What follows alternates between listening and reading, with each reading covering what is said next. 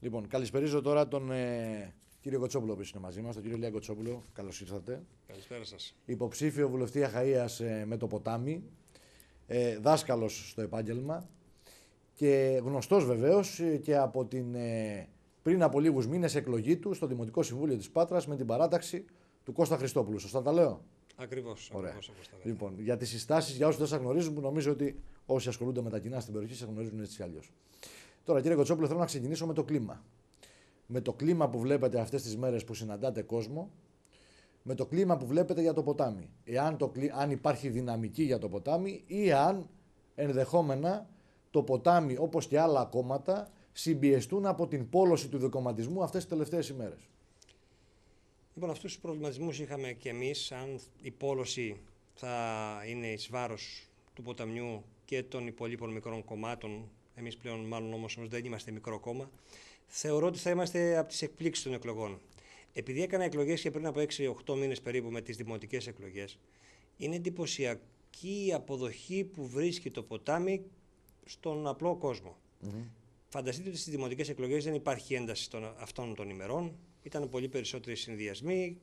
Υπήρχε ένα κλίμα, υποτίθεται λίγο πιο χαλαρό.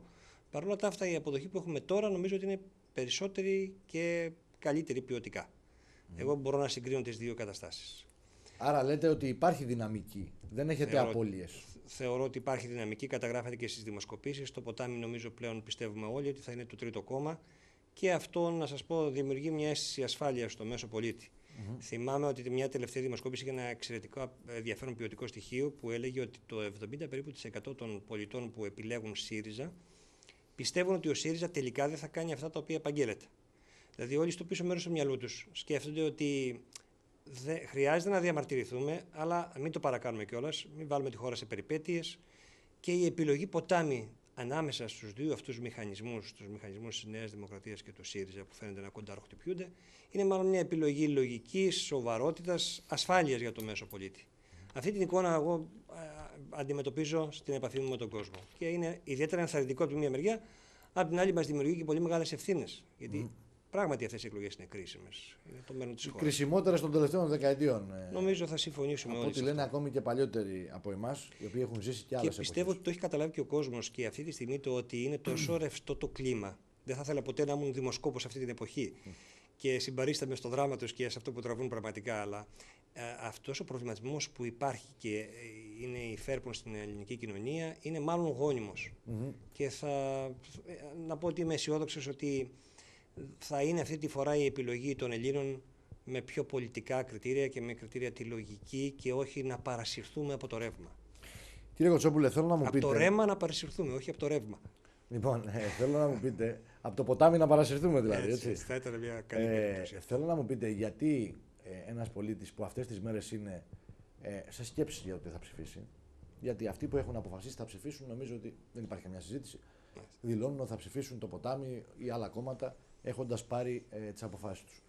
Αυτοί που αυτές τις μέρες σκέφτονται, γιατί να ψηφίσουν το ποτάμι? Λοιπόν, από τη μια μεριά έχουμε ένα μεγάλο κυβερνητικό σχηματισμό, τα δύο κόμματα τα οποία κυβέρνησαν τη χώρα και έχουν επιδείξει μια απίστευτη επίθεση σε κάθε τι δημιουργικό που υπήρχε στη χώρα. Και το λέω έτσι με κάθε βεβαιότητα αυτών των λόγων μου και της σοβαρότητας, διότι όταν υπερφορολογείς και γίνεσαι συνέτερος και κάτι χειρότερο στις επιχειρήσεις και στον κάθε έναν πολίτη, πλέον του παίρνεις και την τελευταία εκμάδα της δημιουργικότητας που μπορεί να έχει. Από τη μια μεριά λοιπόν έχουμε αυτή την κατάσταση της υπερφορολόγησης, των οριζόντων περικοπών, την επίθεση στη μεσαία τάξη, να αναφέρουμε τον Ένφια, το τραγικό αυτό. Το είδαμε και προηγουμένως για τον Ένφια. Που ζήσαμε πραγματικά. Ακόμη και ξένα μέσα ενημέρωση αναφέρουν ότι αυτός ο φόρος ίσως να στοιχήσει πολύ στη Νέα Δημοκρατία. Ναι, και ξέρετε τι θα στοιχήσει, όχι αυτό καθ' αυτό. Και ο επικοινωνιακός, και η πραγματικότητα και ο επικοινωνιακός χειρισμός και το ότι δεν παραιτήθηκε κανένας. Δεν μπορεί ο Πρωθυπουργός να λέει ότι ήταν λάθος και να μένουν όλοι στη θέση τους. Δηλαδή, τι άλλο πρέπει να γίνει? Αυτό το λάθος σε κάποιους ανθρώπους κόστισε και κόστισε πάρα πολύ. Κάποιος πρέπει να αναλάβει και την ευθύνη. Από τη μια μεριά λοιπόν έχουμε αυτή την κατάσταση και από την άλλη μεριά έχουμε δυστυχώς ένα σχηματισμό πολιτικό, ο οποίος έχει 12 συνιστώσεις, ακούγονται 12 διαφορετικές φωνές ή εν πάση περιπτώσει όχι 12 λιγότερες, αλλά φωνές που μιλούν εντελώς αντιευρωπαϊκά μέχρι φωνές που μιλούν εντελώς ευρωπαϊκά. Αυτό δημιουργεί μια αίσθηση ανασφάλειας στους πολίτες. Ξέρετε, αν υπήρχε ένας σχηματισμός από την άλλη πλευρά αξιόπιστος, η κυβέρνηση θα είχε καταρρεύσει πολύ νωρίτερα.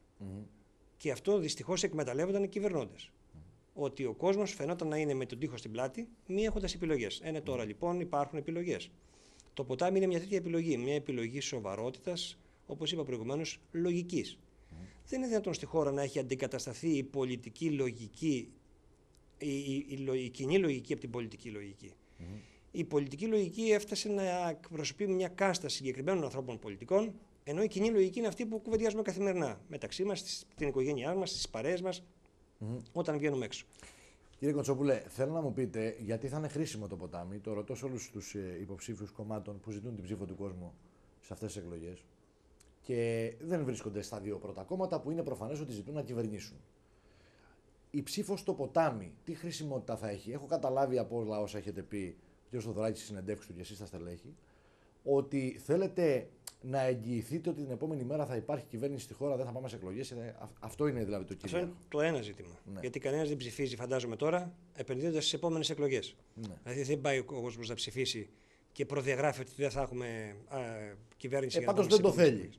Δεν το θέλει κανένας. Ούτε η χώρα το σηκώνει. Αμέσως μετά τις εκλογές αυτές έχουμε σοβαρά ζητήματα υποδιαπραγμάτευση. Προφανώς. Ναι. Σαφώς έτσι.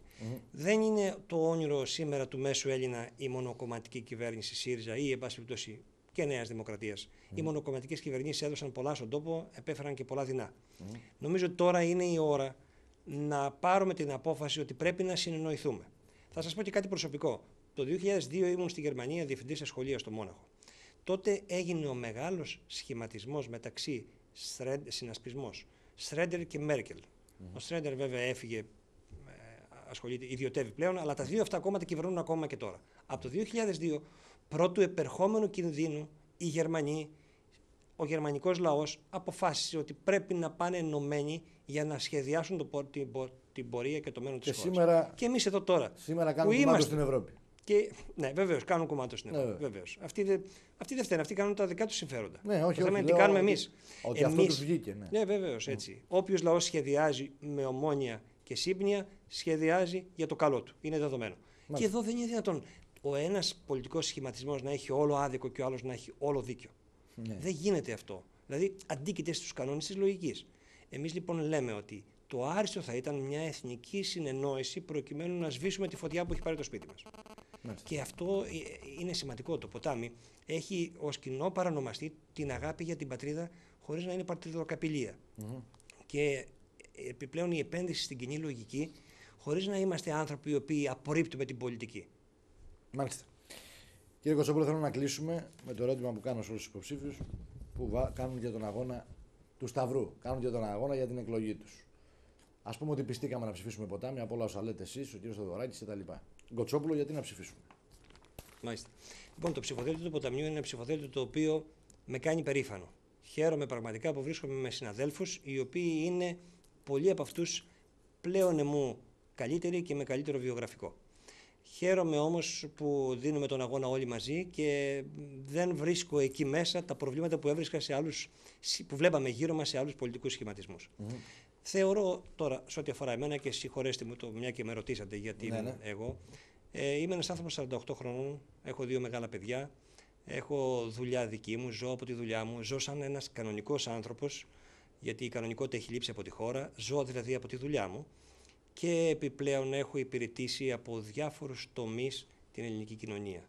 Ο ένας είναι ο συνδικαλισμός, άλλος τομέας είναι η δουλειά μου ως διευθυντής σχολείου τόσα χρόνια, η αυτοδιοίκηση. Νιώθω ότι είμαι στην περίοδο της ωριμότητας και επειδή θεωρώ ότι μπορώ να προσφέρω, πιστεύω ότι η επιλογή μου θα ήταν μια επιλογή ασφάλειας για το μέσο πολίτη, το μέσο αχαιό. Μάλιστα. Και αυτό βέβαια μου δημιουργεί με τεράστια ευθύνη, αλλά πιστεύω ότι είμαι και όριμος και έτοιμος να αναλάβω αυτή την ευθύνη. Κύριε Κοντσόπουλε, θέλω να σας ευχαριστήσω που ήσασταν μαζί μας. Να σας ευχηθώ καλή επιτυχία. Να είστε καλά. Σε αυτή την εκλογική μάχη. Και να σχολιάσω μια στιγμή, αν μου επιτρέπετε, το βίντεο που είδαμε λίγο πριν ξεκινήσουμε, όπου μεταναστεύουν μυαλά. Και λέω, πριν από 40 χρόνια φεύγανε στη Γερμανία χέρια εργατικά, τα οποία μπορούμε πλέον να αντικαθιστούμε εύκολα εντός εισαγωγικών, αλλά τα μυαλά δεν αντικαθίστανται. Τώρα είναι η ώρα να σκεφτούμε με πολύ λογική και σύνεση για το τι θα κάνουμε πριν χάσουμε κάθε ικμάδα που μπορεί να δημιουργήσει το νέο σπόρο, να κάνει το σπόρο να ανθίσει στη χώρα. Σας ευχαριστώ πολύ. Ευχαριστώ εγώ. Να είστε καλά και εσείς. Πάμε κυρίες και κύριοι τώρα στην επίσκεψη του Απόστολου Γκλέτσου στην Πάτρα, ο οποίος βρέθηκε σήμερα